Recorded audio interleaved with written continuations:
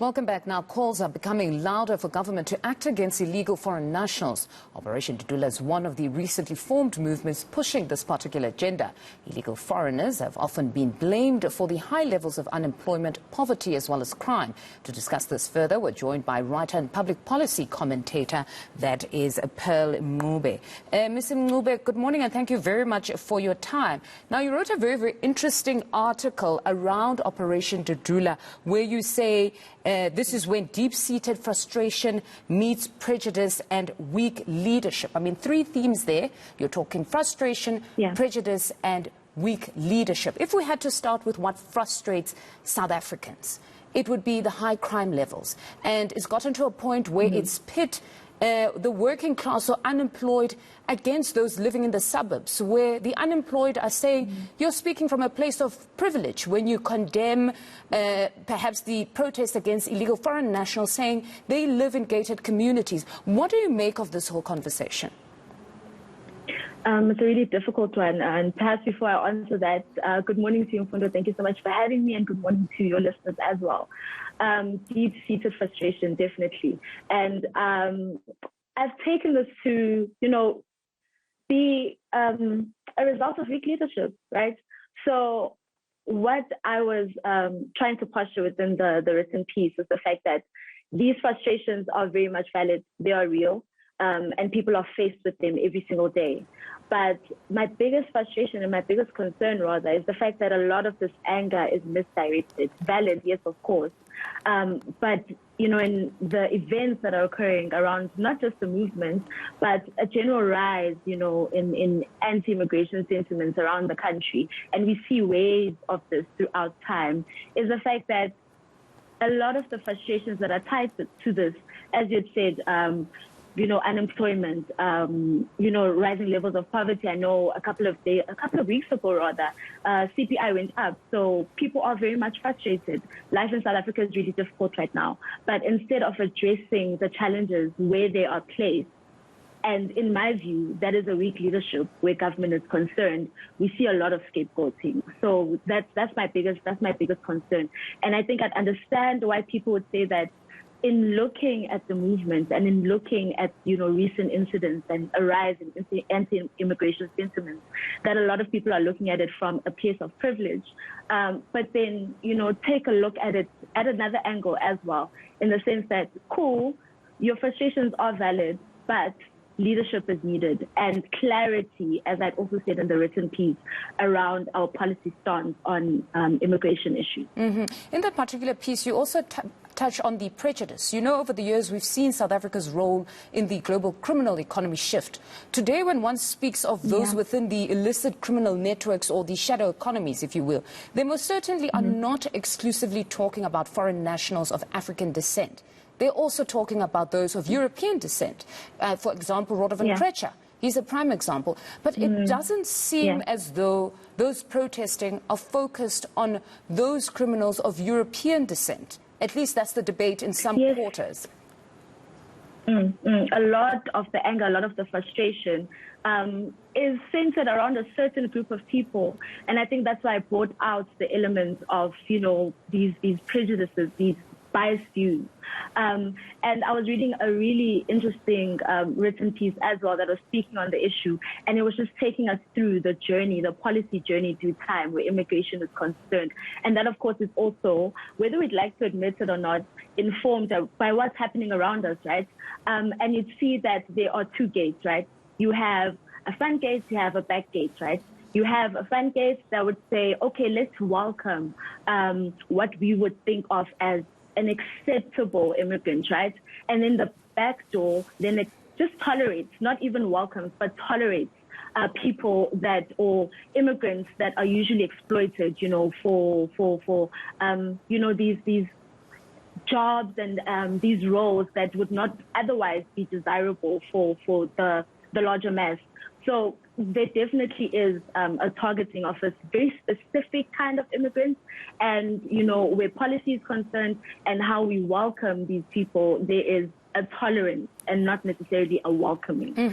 So that's very much a big part of the problem. But Pearl, then there's another argument that in most cases they are focused on those of African descent because it's the ones they're exposed to, that they interact with on a daily. Because if you're talking about those of European descent, you would find them in Hyde Park, in Sandton, and sometimes it's white-collar crime. So they would say that ordinarily they wouldn't be protesting about white-collar crime because it only affects other citizens according to them, or at least if we're looking at the GDP, this is now more illicit organized crime that we speak of. But in the ordinary day-to-day, in their ordinary day-to-day lives, they interact more with perhaps those of African descent. What do you make of such an argument? I mean, it's valid, especially when you talk of interaction as, you know, a face-to-face thing. But there are so many dangers attached to that. I mean, you don't see the effects of, you know, white-collar crime like with your naked eye, especially as an ordinary citizen. But it does affect you. It does affect you. It does impact the way the country runs. It does affect, you know, our levels of, you know, employment. It does affect corruption. But then that also leads to the problem that we're seeing now, right? Where you take what you do see as an ordinary citizen, right? Where oftentimes it would be, you know, certain incidents, but then you take that face, right? And that identity, and then you use it to apply it to just anyone who falls within the diaspora. And then you'd see these waves that come up. And it's usually just attached to that certain identity. So, I mean, I get the argument, but there are so many dangers attached to it. There is what you see, and there is what you are impacted by, even though you don't see it. So rather tricky. You also warned that if these waves are left unattended, it could snowball into something that government might never be able to contain beyond this point. Talk to me about that. Yeah. This is not new. I think you also mentioned this as you were introducing the topic in the beginning. It's not new.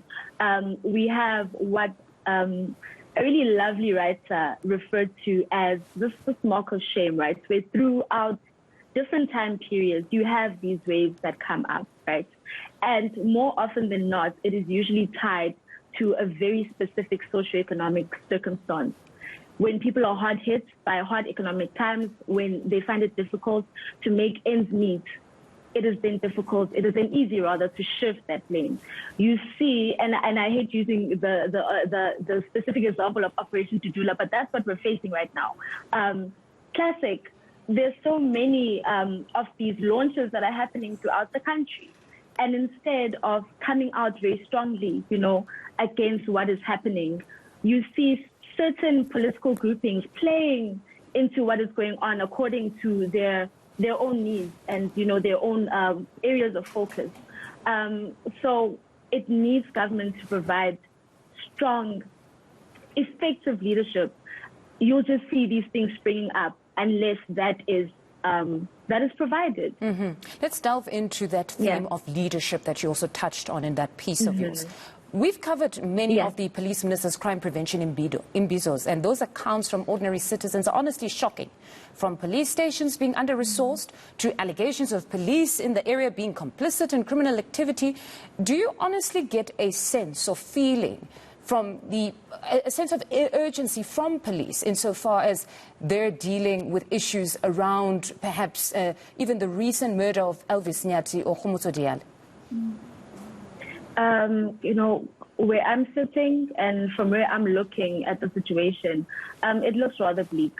You know, the issue of policing is so multi-layered across so many different issues where there are so many holes that still need to be plugged, right? But, you know, where ensuring that law and order is upheld, you even see instances of corruption from, you know, border control, right? People complain about this, that South Africa has porous borders, but a lot of that is impacted by people who are willing, you know, to take a nice little bribe to just allow someone to come through, right? So there are so many issues with the system and so many issues where leadership is concerned, where policy, where regulatory issues are concerned that need to be strengthened before we can directly address this topic, right? And where leadership is concerned, specifically where government is concerned, the issue of, you know, ensuring the functioning and the recovery of the economy, that's something that needs to be prioritized. ensuring that people have jobs. That's something that needs to be prioritized. And a lot of the frustration that we're seeing is because of those issues not being adequately addressed. So unless we have a government that is going to stand up and address a lot of these issues that lead to these frustrations, things are just going to keep going from bad to worse. So we need leadership, and we need a firm stance where immigration is concerned, because you see, especially when you look at it from the policy side, just it's all over the place, where some of it is, you know, welcoming, and some of it is just anti, you know, immigration. So firm leadership and a clear stance, a clear uniform stance where immigration is concerned as well. So we need policy certainty and the addressing of the socio-economic issues that the country continues to face. Pearl, thank you very much for your insights. That was writer and public policy commentator Pearl Mncube.